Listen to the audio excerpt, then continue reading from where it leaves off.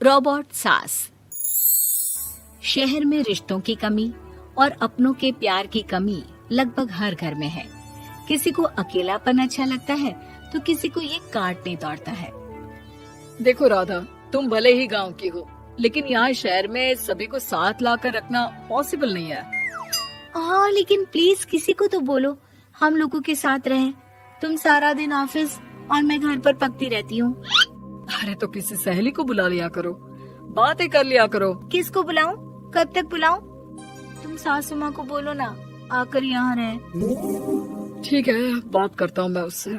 Ravi office चला जाता है और अपने दोस्त से कहता है, यार बीवी ने माँ को शहर बुलाने की जिद कर रखी है। अब सोच रहा हूँ कि ऑफिस से दूर जाकर कहीं कोई घर ले लो किराए में। अब 2 कमरे का मकान तो पास में महंगा ही पड़ेगा ना। पर यार गांव की लड़कियों को शहर शादी करके लाओ तो यही दिक्कत होती है। वो लोग समझ ही नहीं पाती कि शहर की जिंदगी कितनी मुश्किल है। सबकी अपनी अपनी परेशानी है। अब मेरे वाले को देख लो, वहाँ के ऑपरेशन के लिए 2 हफ्तों के लिए लेकर आया था। बीवी ने तो इतना हंगामा किया कि माँ को 1 हफ्ते में ही वापस भेजना पड़ गया। सोच रहा हूँ कि माँ को फोन करूँ और कहूँ कि आ जाओ।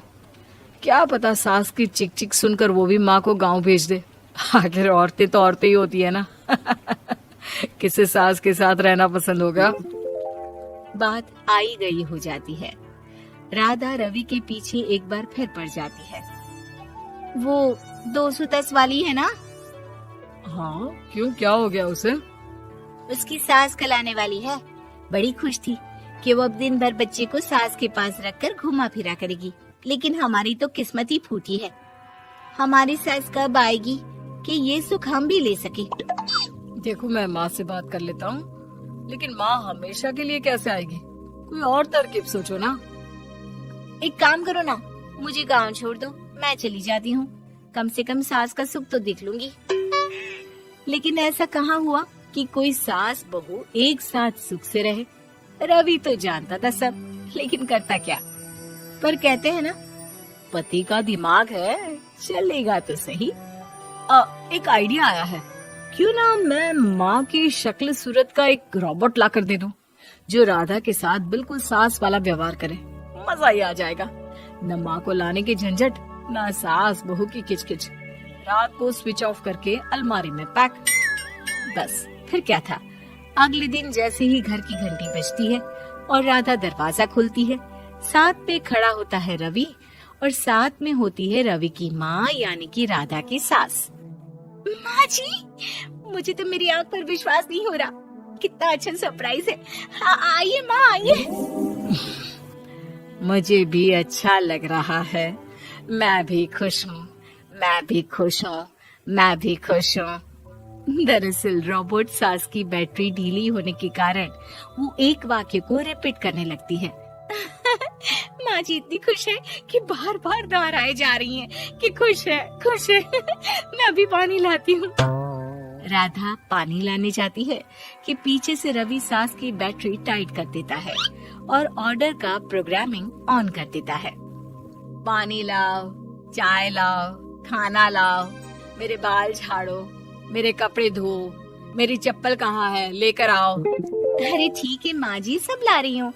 मैं जानती हूँ रवि आपको प्रोग्रामिंग करके लाए ना कि आप मुझे तंग कर दे और मैं आपको जाने को बोल दूँ। नहीं माँ जी, इस बार मैंने भी कमर कस रखी है। अरे प्रोग्रामिंग कैसी लैंग्वेज यूज कर रही हो? माँ का रोबोट थोड़ी ना है जो मैं प्रोग्रामिंग करूँगा। अरे मजाक कर रही हूँ। माँ तो माँ होती है, मैं जानती हूँ। राधा सास के साथ खुश रहती है। वो उनके साथ बातें करती, घूमने जाती और आसपास के लोगों से मिलवाती। लेकिन एक दिन, अरे कभी तुम लोगों को लड़के नहीं देखा। इतनी तो तू मैं माँ बेटी में भी हो जाती है, लेकिन तेरी सास तो बिल्कुल ताना नहीं देती।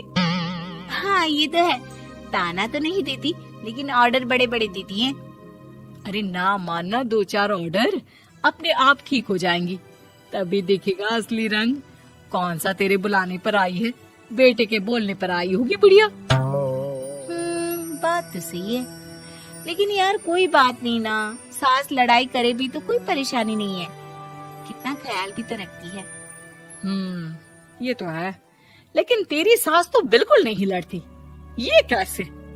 खैर मुझे क्या। पड़ोसन तो चली जाती है, लेकिन राधा के मन में सवाल छोड़ जाती है कि ये सास है भी कि नहीं। रात में राधा रवि से कहती है, मैं ना माँ जी के पैर दबा कर आती हूँ। अरे लेकिन वो तो मैंने अलग कर दिया है। क्या क्या कैसे कहा? नहीं, मेरा मतलब कहाँ कभी माँ का पैर गांव में रहा करता था, तो मैंने काट कर मतलब माँ को शहर ले आया ना।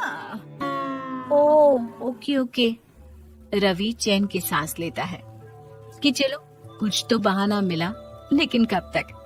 रवि रोज माँ के पैर दबाने के बहाने रॉबर्ट को कमरे में ले आता और डिसमेंटल करके रख देता।